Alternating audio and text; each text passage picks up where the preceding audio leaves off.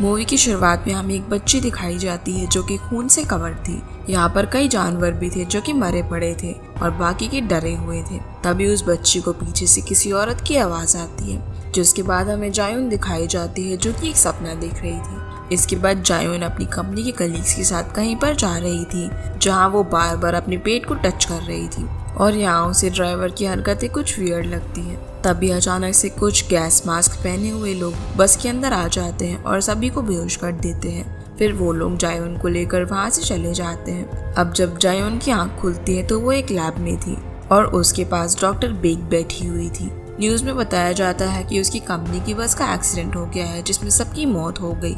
यहाँ जायून डॉक्टर से अपनी बेबी के बारे में पूछती है क्योंकि वो प्रेग्नेंट थी। तो डॉक्टर कहती है कि उसका बेबी एकदम ठीक है और उसके बेबी के कई सारे भाई बहन भी होंगे, इसीलिए अब वो यहीं पर रहेगी। तभी एक डॉक्टर आकर उसे कहती है कि तुम रियल में सब कुछ भूल गई हो या फिर बस प्रिटेंड कर रही हो। अगली सीन में हमें एक लड़की दिखाई जाती है जो कि अपने ग्रुप के साथ एक फैसिलिटी में जाती है जहाँ वो लोग मिलकर बहुत लोगों को मारते हैं। इसके बाद हमें एक और लड़की दिखाई जाती है और तो हम इसे किम बुलाएंगे। किम पूरी तरीके से खून में सनी हुई लैब से निकलती है। जब वो बाहर जाती है तो हम देखते हैं कि वो एक आइलैंड पर थी जहाँ पर उसे लैब के कुछ वियर्ड विजन्स आ रहे थे। इसके बाद वो चलते हुए जंगल के रास्ते जाती है। दूसरी तरफ हमें जाओ दिखाया जाता है जो कि डॉक्टर बेक के घर की तरफ आ रहा था। जब वो विंडो के पास खड़ा हुआ था तो उसकी वेन पूरी ब्लड वाली होती है। फिर डॉक्टर बेक व्हील चेयर पर आती है। पहले तो दोनों प्लेजेंटली बात करते हैं। फिर बेक उसे पूछती है कि मैंने सुना है कि लैब में कुछ प्रॉब्लम हुई है। तो जाओ सिर्फ इतना ही बोलता है कि आज सुबह। इतने में ही उसकी बात को काट कर वो हेडक्वार्टर के बारे में पूछती है। जाओ से याद दिलाता है कि अब वो हेडक्वार्टर के साथ काम नहीं कर रही है तो उनकी प्रॉब्लम्स में उसे इन्वॉल्व होने की जरूरत नहीं है। साथ ही साथ वो उसे ऐसा भी कहता है कि जो भी हुआ है अगर उसमें उसकी इन्वॉल्वमेंट है तो उनके लिए अच्छा नहीं होगा। तो बेक उसे कहती है कि चिंता मत करो, इन्वेस्टिगेशन से रिवील हो जाएगा कि ये सब किसकी गलती है। जहाँ पर जाओ देखता है कि करंट सिचुएशन में इन्वेस्टिगेशन नहीं हो सकती है क्योंकि वो लड़की लैब से अपने आप ही बाहर चली गई है। किसी को भी नहीं पता कि वो कहाँ पर है। दूसरी तरफ हम किम को जंगल की तरफ देखते हैं। तभी एक कार पीछे से आती है जिसमें से एक आदमी उससे उसका नाम और एड्रेस पूछता है। फिर वो उसे कार में बैठने के लिए बोलता है तो वो बैठ जाती है। जहाँ कार में 5-6 आदमी थे जिन्होंने क्योंगी नाम की लड़की को पकड़ रखा था। क्योंगी उनसे किम को जाने देने को कहती है लेकिन वो मना कर देते हैं। फिर वो चेक करते हैं कि उस पर लगा ब्लड रियल है या फिर फेक। तो वो ब्लड रियल था। क्योंकि कहती है कि वो इनोसेंट है, उसे जाने दो। लेकिन तभी किम उसकी कार का नंबर और घर का एड्रेस बताती है जो कि उसने कार पर लगे स्टिकर पर पढ़ा था, जिससे वो उस पर डाउट करता है और पीछे बैठे आदमी से उसके कपड़े चेक करने के लिए कहता है। लेकिन जैसे ही वो उसके कपड़े चेक करता है तो उसे काफी गुस्सा आ जाता है और वो सबको मारना शुरू कर देती है। यानी कि किम के पास भी जायून जैसी पावर्स है। कुछ देर बाद जब क्योंगी उठती है तो देखती है कि कार पूरी तरह से टूट गई है और उसमें बैठे सभी गुंडे इंजर्ड थे।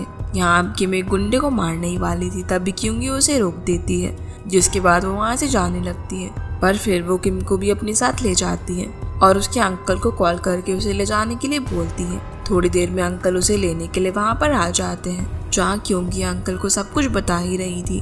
तभी किम की नाक से खून आने लगता है जो कि चलकर अंकल की कार की तरफ ही आ रही थी, लेकिन वो वहीं पर बेहोश हो जाती है। अब दोनों उसे कार में बैठाकर अंकल के क्लिनिक आते हैं, जहाँ जब अंकल उसका एक्सरे करते हैं तो उन्हें पता चलता है कि उसकी बॉडी में कई सारे चिप्स लगी हुई हैं। फिर वो उसके सर के पास से जैसे एक चिप निकालते हैं तो किम की आंखें खुल जाती है। अब वो उसकी बैक पर से चिप निकालने के लिए कट लगाते हैं, लेकिन जब वो पलट कर देखते हैं तो वो कट अपने आप ही बंद हो गया था, जो कि अंकल के लिए बहुत ज्यादा शॉकिंग था। जिसके बाद वो क्योंगी के पास जाते हैं तो उन्हें पता चलता है कि वो गुंडे क्योंगी के दूसरे अंकल ने भेजे थे। असल में जब से क्योंगी के फादर की मौत हुई थी तभी से वो उसकी प्रॉपर्टी को अपने कब्जे में करना चाहते थे, इसलिए वो बार बार क्योंगी पर अटैक करवा रहे थे। अंकल उसे बताते हैं कि किम बाकी लड़कियों से काफी अलग है, उसकी बॉडी के जेनेटिक्स सबसे अजीब है। दूसरी तरफ हमें जोयन दिखाई जाती है जो कि आर्मी में थी और किसी मिशन पर थी। उसने सभी एनिमीज को मार दिया था और पूरी तरह से खून से लथपथ थी। जब वो सरवाइव करके बाहर आती है तो वहाँ उसे उसका जूनियर जेम्स पिक करने के लिए खड़ा था, जो उसे पूरा केस अकेले हैंडल करने की वजह से काफी गुस्सा था। लेकिन वो अपनी डायरी में से कुछ लोगों को कट करती है, जैसे मानो कि वो अपनी पर्सनल दुश्मनी निकाल रही हो। जोयन फिर होटल आती है जहाँ वो अपनी बॉडी में से कुछ बुलेट्स निकालती है, जिससे पता चलता है कि वो भी नॉर्मल नहीं है और उसके पास भी सुपर पावर्स है।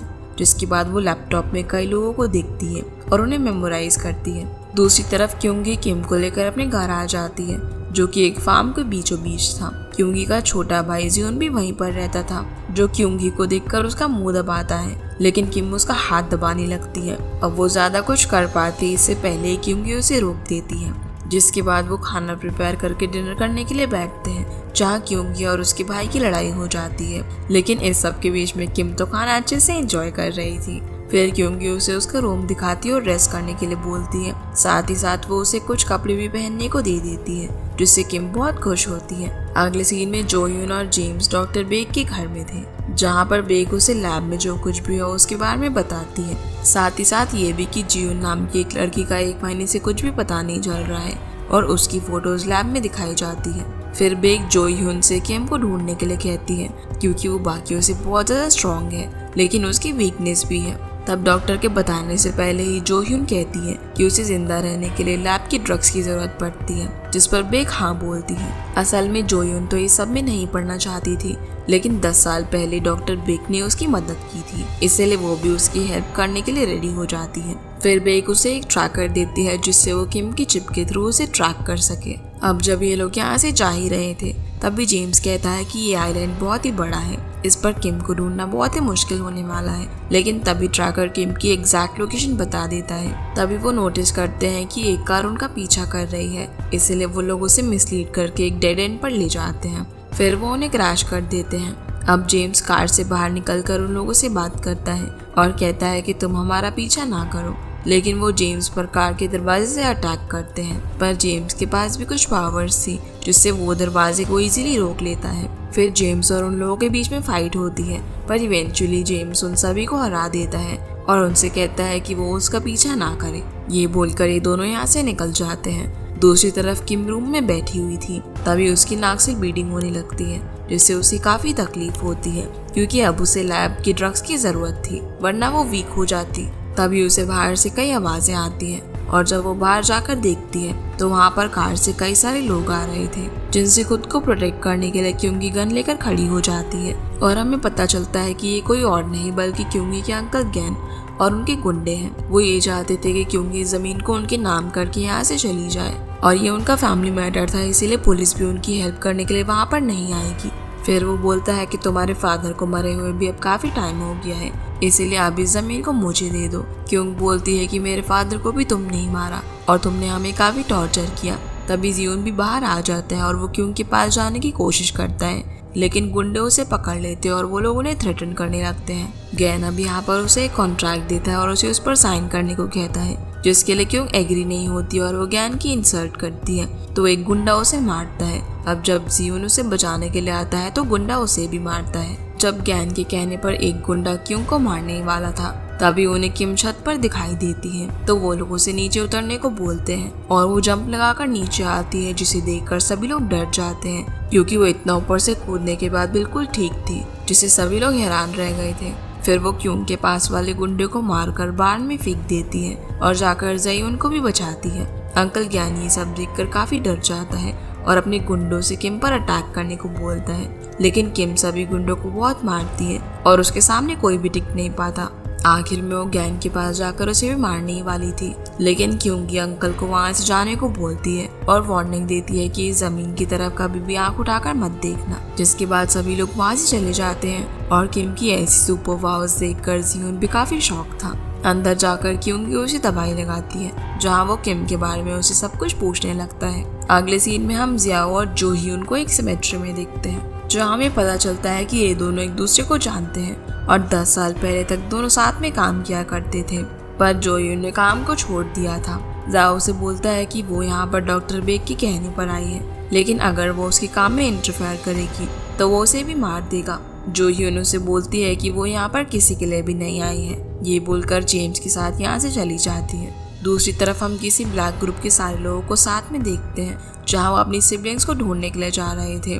दूसरी तरफ ज्ञान क्योंगी के अंकल के पास जाता है और उसे थ्रेटन करके किम के बारे में पूछता है, लेकिन अंकल कुछ भी बताने से मना कर देता है, तो ज्ञान उसकी उंगली काटने की धमकी देता है, और कहता है कि जियोन ने उसके साथ इंटरनेट पर वीडियो रखा है और मुझे उसकी सारी इन्फॉर्मेशन चाहिए। लेकिन अभी भी अंकल बच्चों को प्रोटेक्ट करने का डिसाइड करते हैं और अब हमें अंकल के चिल्लाने की आवाज सुनाई देती है। आगे हम देखते हैं कि क्योंकि जियोन और किम कहीं पर जा रहे थे, जहाँ जियोन किम को इंटरनेट पर वीडियो दिखाकर उसे अपने साथ रिकॉर्ड करने को कहता है, लेकिन उसका सारा ध्यान तो खाने में था। जिसके बाद वो लोग सुपरमार्केट जाते हैं, जहाँ किम अपने लिए बहुत सारा सामान लेती है और यहाँ किम और जियोन का भी अच्छा बॉन्ड बन चुका था, जो देखकर क्योंकि काफी खुश होती है। पर तभी उसे एक कॉल आता है जिससे वो इन दोनों को छोड़कर यहाँ से चली जाती है। दरअसल वो अंकल के पास आई थी जिनकी उंगलियां गैन ने काट दी थी। अंकल बताते हैं कि उन्हें गैन से अब बहुत ही खतरा है, इसलिए वो टाउन छोड़कर जाने वाले हैं और क्योंकि कुछ ज्यादा प्रोडक्टिव रहने के लिए बोलते हैं। अंकल से मिलकर जब क्योंकि यहाँ से जा रही थी, तभी जो ह्यून उसकी कार में आकर बैठ जाती है और उसे वहाँ से चुपचाप चलने को बोलती है। उसके घर के पास जाकर वो उसे किम का लैब वाला वीडियो दिखाती है और कहती है कि उन सभी को किम ने मारा है। साथ ही साथ वो ये भी कहती है कि किम डेंजरस है, इसीलिए उसे हमारे हवाले कर दो।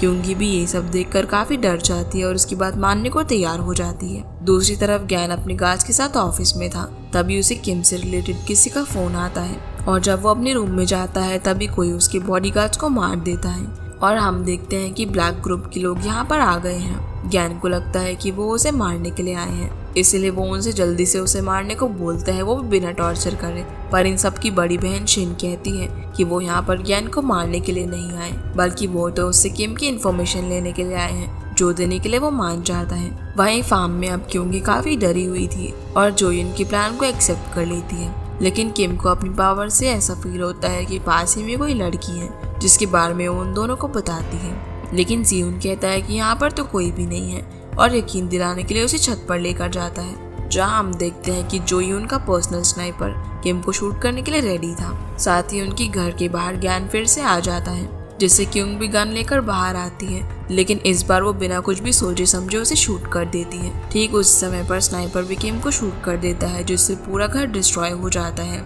जहाँ जियोन अपनी मरी हुई बहन को देखकर बहुत ही अपसेट हो जाता है और रो रो कर गैन को कर्ज करने लगता है, लेकिन गैन उसे भी मारने की धमकी देता है। तभी यहाँ ब्लैक ग्रुप और जोह्यून के लोगों में फाइट हो जाती है और क्योंकि इन दोनों के पास ही सुपर पावर्स थी, तो इसीलिए फाइट कुछ ज्यादा ही इंटेंस थी।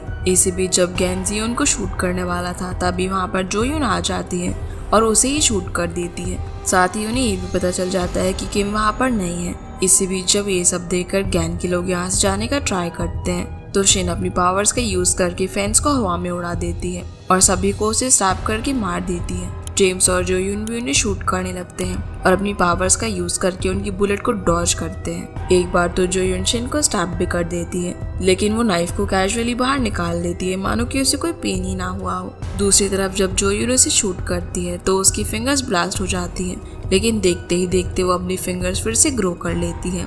तभी तंग आकर वो उसे नीचे गिरा देता है और जोयून देखती है कि गैन जियोन को शूट करने वाला है, तो वो उसे प्रोटेक्ट करने के लिए उसके सामने आ जाती है। जेम्स भी जब आकर जोयून की इंजरी चेक करता है, तो उन्हें पता चलता है कि बुलेट असल में जियोन को लगी हुई है, जिससे कि उसकी भी वहीं पर मौत हो जाती है। इसी बीच हम किम को जंगल में देखते हैं, जहाँ जब उसे होश आता है तो उसे अपनी सेंसेस से पता चल जाता है कि जियोन और क्योंकि दोनों ही मर चुके हैं। अब वो काफी ज्यादा कंफ्यूज थी।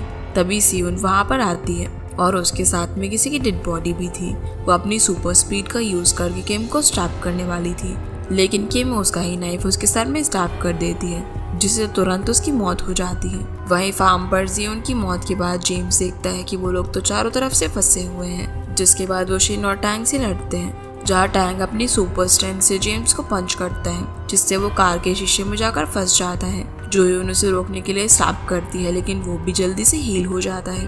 पर उसी वक्त शिन पीछे से आकर उसे स्टैप कर देती है, जिससे जोयून वीक पड़ जाती है और अब शिन और टैंग दोनों ही मिलकर उसे शूट करने वाले थे। लेकिन तभी जेम्स विंडो को स्मैश करके जैसे तैसे उसे बचा लेता है। अब उनकी फिर से फाइट होने ही वाली थी।